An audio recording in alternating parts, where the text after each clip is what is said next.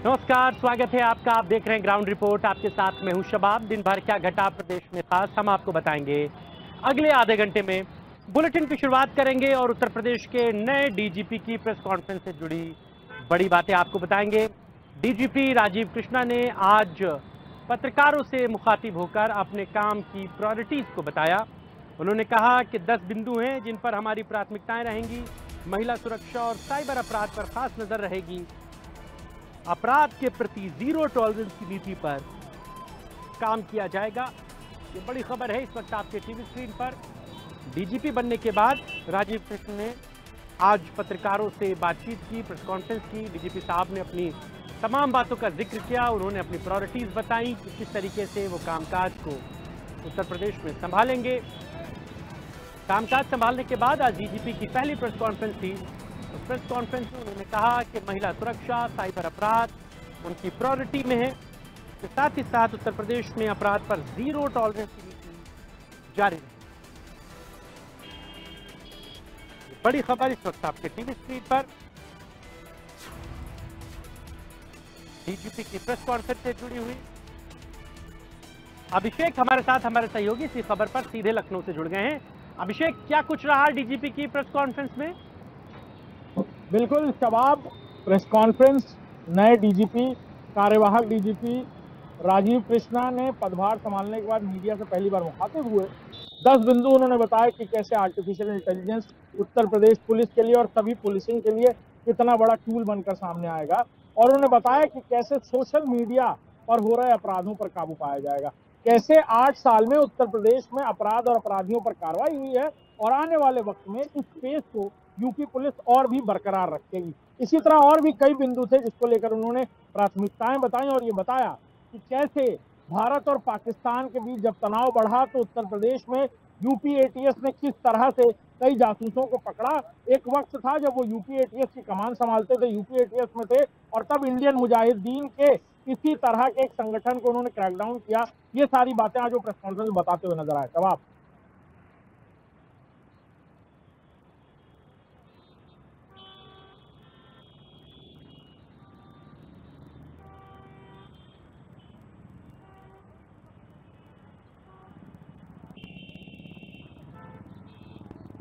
और अभिषेक, साफ तौर से नई जिम्मेदारी के साथ डीजीपी साहब के ऊपर चुनौतियां भी बहुत हैं। अपोजिशन भी लगातार उन्हें टारगेट पर लिए हुए है। अखिलेश यादव, मायावती, सबकी जवाबदेही है। बड़ी जिम्मेदारी रहेगी उन पर।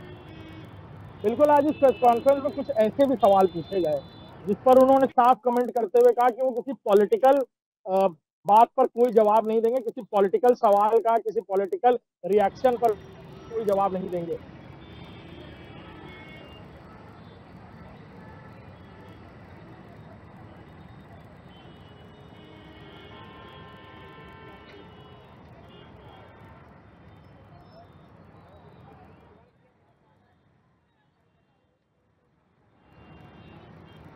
चलिए, अभिषेक से शायद कुछ तकनीकी खराबी है, बात नहीं हो पा रही है। उनसे बात करने की कोशिश करेंगे।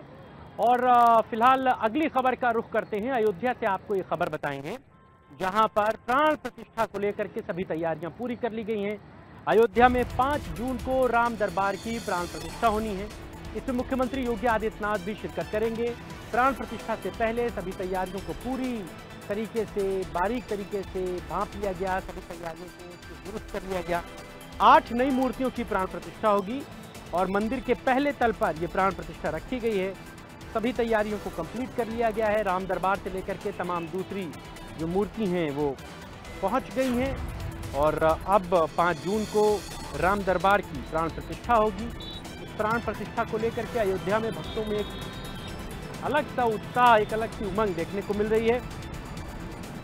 8 नई मूर्तियां हैं जिनकी प्राण प्रतिष्ठा अयोध्या में की जाएगी। पहले तल पर ये सभी मूर्तियां लगेंगी। इन मूर्तियों को लगाया जाएगा और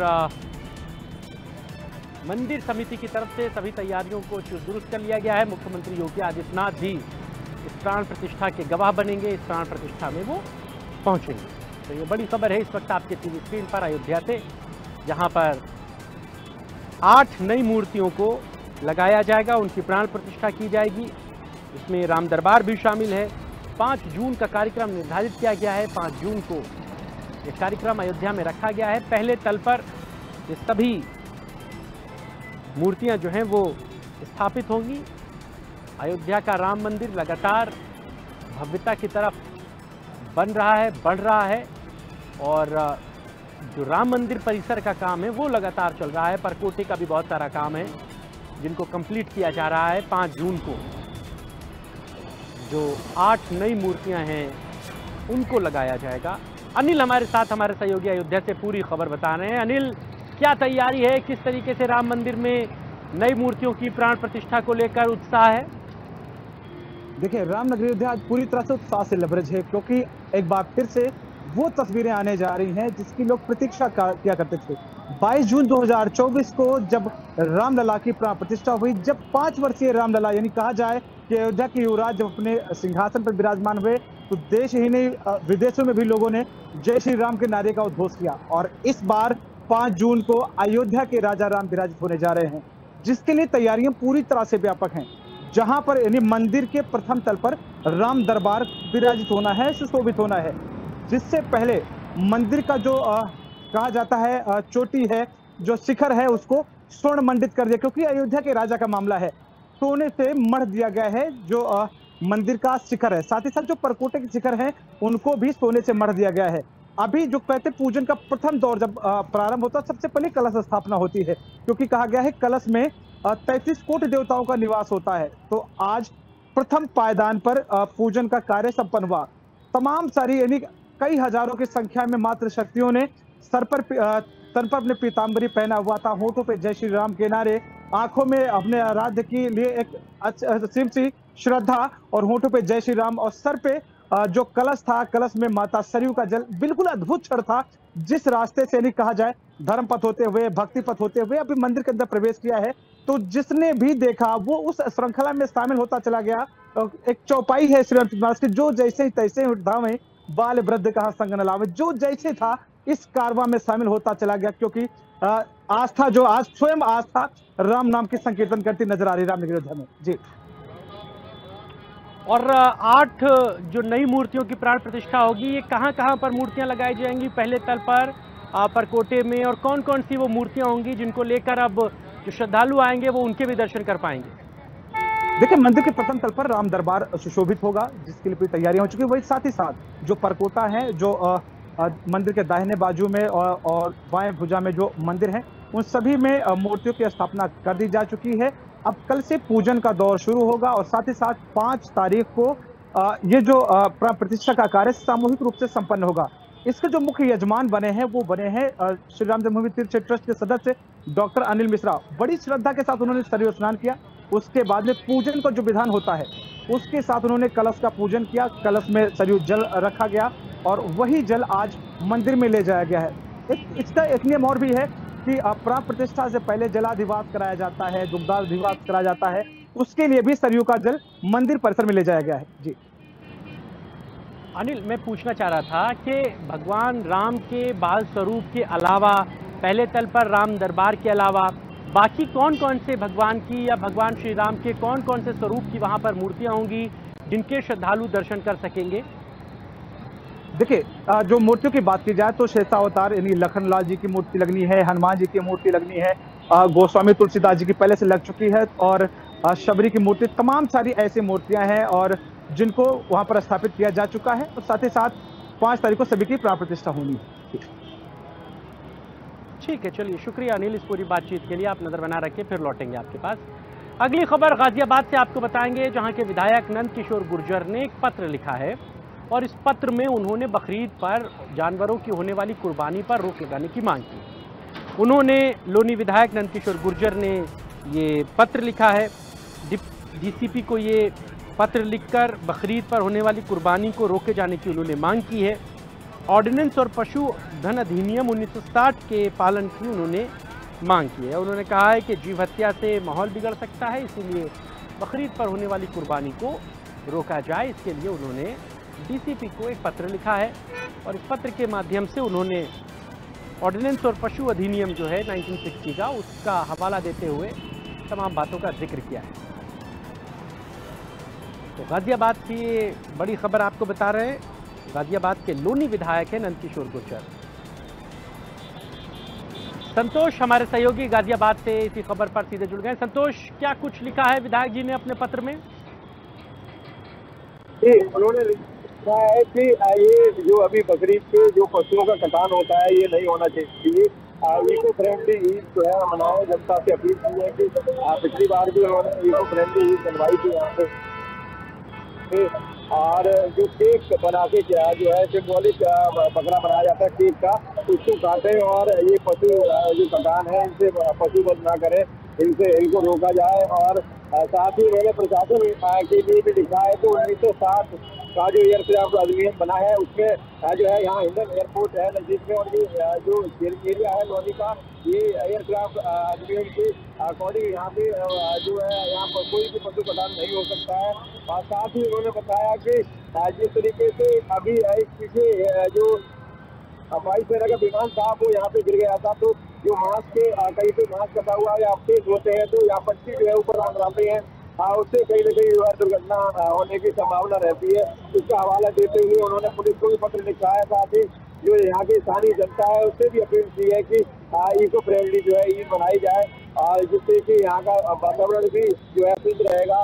उन्होंने बताया कि जिस तरीके से बहुत सारे अभी लोग बकरों को खरीद के अपने दरवाजे पे बांधे हुए हैं काटने के लिए, कुछ जो है कटरे यानी कि भैंस या भैंसे के छोटे बच्चों को भी यहाँ पे बांध रखा है, उनका भी जो है यहाँ पे कुर्बानी दी जाएगी। तो ऐसे में उन्होंने इन सबसे जो लोग पशुओं का कटान करते हैं उनसे अपील की है कि जो ईद है बकरीद पे जो सिंबॉलिक केक का बकरा बना के काटा जाए और यहाँ जो है पशु कटान न हो, ताकि जो क्षेत्र का वातावरण है वो भी शुद्ध रहेगा। और जो यहाँ बहुत सारी जो है ऐसी सूचना आती रहती है कि गोवंश जो प्रतिबंधित है उनका भी जो है कुर्बानी दी जाती है, तो क्षेत्र का माहौल भी खराब न हो और प्रशासन से भी कड़ी सतर्कता बरतने की उन्होंने अपील की है। जी ठीक है, शुक्रिया संतोष इस पूरी बातचीत के लिए। अगली खबर बहराइच से आपको बताएंगे, जहां पर मदरसों में बिजली चोरी का मामला सामने आया है और इस बिजली चोरी के बाद वहां पर जो अफसर हैं उन्होंने मदरसों को पत्र जारी किया है। ये खबर है अल्पसंख्यक कल्याण अधिकारी के निरीक्षण में बिजली चोरी पकड़ी गई है, इस पर अधिकारियों ने फटकार भी लगाई है और सभी मदरसों को पत्र जारी किया गया है। और इस एक्शन के बाद तमाम मदरसों में हड़कंप मचा हुआ है। बहराइच से खबर बता रहे हैं जहां पर बड़ी तादाद में मदरसे चलते हैं और उन मदरसों में बिजली चोरी से जलाई जा रही थी। इस बात की सूचना अल्पसंख्यक कल्याण अधिकारी को हुई। जिला अल्पसंख्यक कल्याण अधिकारी ने उन तमाम मदरसों में छापे मारे। जब छापे मारे तो ये चीज़ें सही पाई गई, जिसके बाद जिला अल्पसंख्यक कल्याण अधिकारी ने इस बात पर गहरी नाराजगी जताई है। उन मदरसों को पत्र जारी किया गया है और इस एक्शन के बाद जो मदरसा संचालक है उनमें भी एक तरह का हड़कंप देखने को मिला। ये बड़ी खबर इस वक्त आपके टीवी स्क्रीन पर।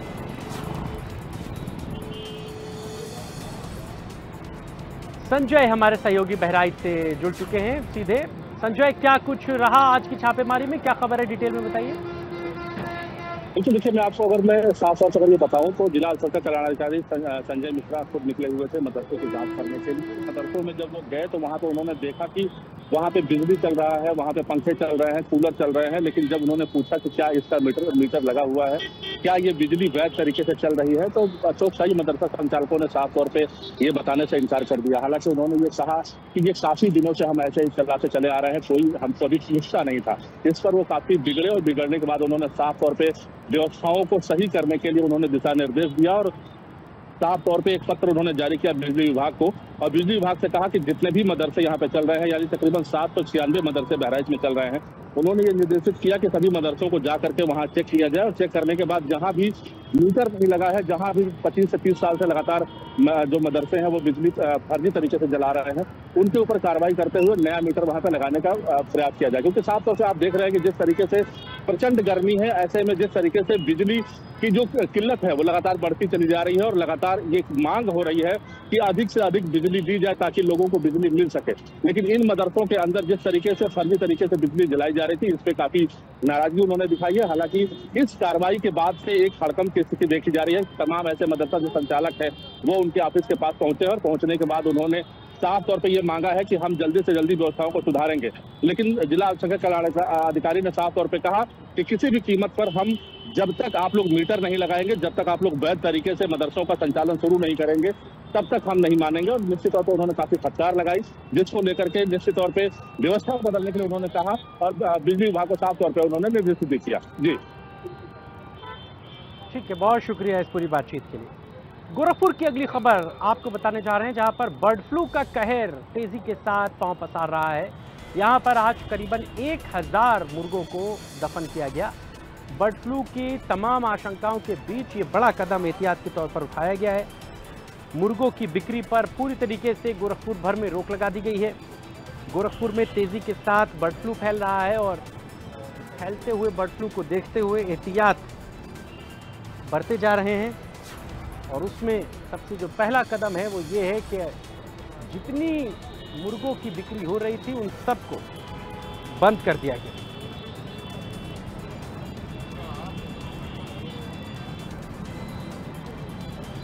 बड़ी खबर है, करीबन 1000 मुर्गों को दफन भी किया गया।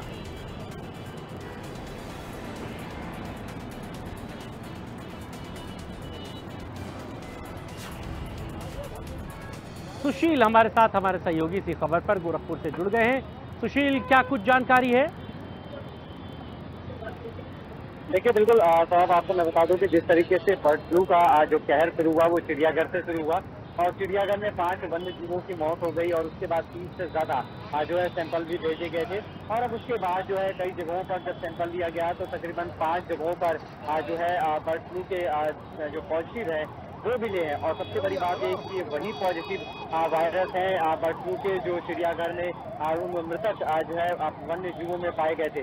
तो ऐसे में इसको लेकर तत्काल जो है एहतियात बरतना शुरू कर दिया गया और इसको लेकर के तत्काल 21 दिनों तक पूरा गोरखपुर में जो है खुले में चिड़ियाघर खुले में जितने भी चिकन शॉप थे उन पर प्रतिबंध लगा दिया गया। यानी जो मुर्गे हैं वो बिकने बंद कर दिए गए और उसके बाद जो है अगर इस तरह की चीजें मिलती हैं तो उस पर कार्रवाई का भी निर्देश दिया गया।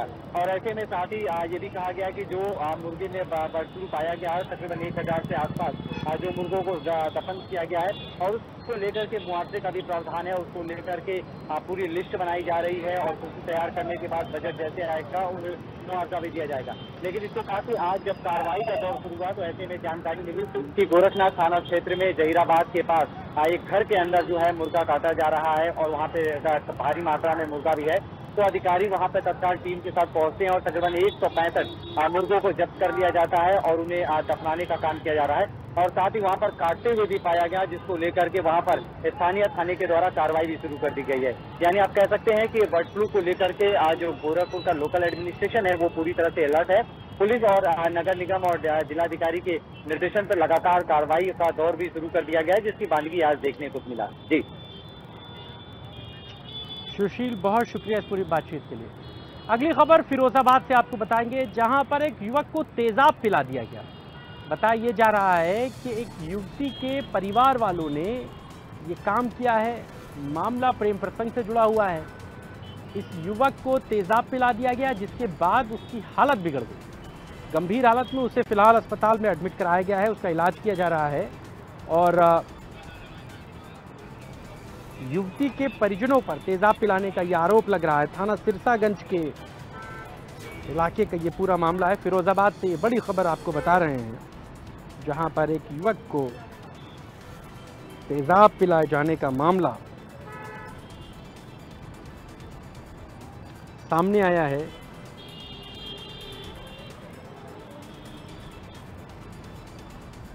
युवक की हालत नाजुक है और पूरे मामले में युवती के परिजनों पर तेजाब पिलाने का मामला बताया जा रहा है।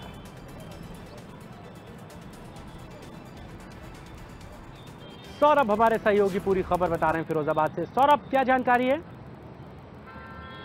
बिल्कुल, देखिए अंकित राठौर नाम का ये व्यक्ति है, निवासी करबला थाना दक्षिण क्षेत्र का है और प्रथम दृष्टया ये मामला प्रेम प्रसंग का मालूम पड़ता है कि ये जो है अपनी प्रेमिका के घर गया था और वहाँ जो भी परिस्थितियाँ रही, संदिग्ध परिस्थितियों में जिसने तेजाब किया है। आरोप ये परिजनों का, लड़के के परिजनों का, कि तेजाब जो है लड़की के घर वालों ने पिलाया है। लेकिन जो है लड़की के पिता को पुलिस ने अरेस्ट कर लिया है। हुसैनपुर बेजुआ गांव है थाना सिरसागंज का, वहां का ये पूरा मामला है। पुलिस पूरे मामले की जांच पड़ताल कर रही है। लड़के की हालत जो है वो गंभीर बनी हुई है, जिसके चलते उसको फिरोजाबाद से आगरा रेफर कर दिया गया है।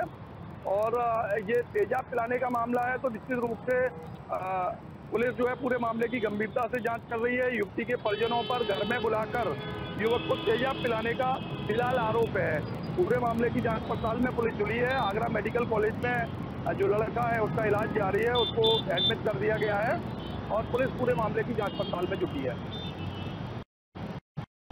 अभी हालत कैसी है लड़के की और क्या बताया जा रहा है वजह? लड़की के घर का मामला है, तो प्रेम प्रसंग का एग्जैक्टली मामला क्लियर हो रहा है? किसी का कोई बयान पुलिस ने दर्ज कराया हो अब तक? देखिए, लड़के के घर वालों की तरफ से तहरीर दी गई है। अब पुलिस मामले को संदिग्ध मान के चल रही थी, लेकिन पूरी जांच पड़ताल में जुटी है। सर्किल के सीओ से हमारी बात हुई तो यही बताया जा रहा है प्रेम प्रसंग का मामला निकल कर आ रहा है। और ये जो है लड़का गया था लड़की के घर पे, उसके बाद क्या परिस्थितियां रही, कैसे इसने जो है ये पी लिया तेजाब, इसकी जांच पड़ताल की जा रही है। हालांकि पुलिस ये कह रही है कि जो लड़की पक्ष है वो ये कह रहा है कि इसने डर की चलते तेजाब पिया है, लेकिन लड़के के परिजन लगातार आरोप लगा रहे हैं कि उसको मारा पीटा गया है और उसको तेजाब पिलाया गया है जबरन। हालत जो है चिंताजनक बताई जा रही है, जिसके चलते एसएन मेडिकल कॉलेज आगरा में इस समय लड़का एडमिट है। लड़की की हालत कैसी है अभी? परिवार वालों ने कोई लिखित शिकायत दी है थाने में? बिल्कुल, लड़के के परिजनों ने लिखित शिकायत की है। लड़की के पिता को पुलिस ने हिरासत में ले लिया है, पूछताछ जारी है और हालत चिंताजनक बताई जा रही है। इसीलिए फिरोजाबाद मेडिकल कॉलेज से उसे आगरा मेडिकल कॉलेज के लिए एसएन के लिए जो है रेफर किया गया और इस समय इलाज उपचार जो है वो जारी है। चलिए ठीक है, आप नजर बनाए रखिए, खबर पर आगे जो अपडेट कराएंगे फिर लौटेंगे आपके पास। बहुत शुक्रिया इस पूरी बातचीत के लिए। इन्हीं तमाम खबरों के साथ ही ग्राउंड रिपोर्ट में आज के लिए बस इतना ही। देश और दुनिया की तमाम खबरों के लिए देखते रहिए इंडिया न्यूज़ उत्तर प्रदेश उत्तराखंड। लखनऊ में मेरे कैमरा सहयोगी राजेंद्र के साथ मेरी पूरी टीम को दीजिए इजाजत। नमस्कार।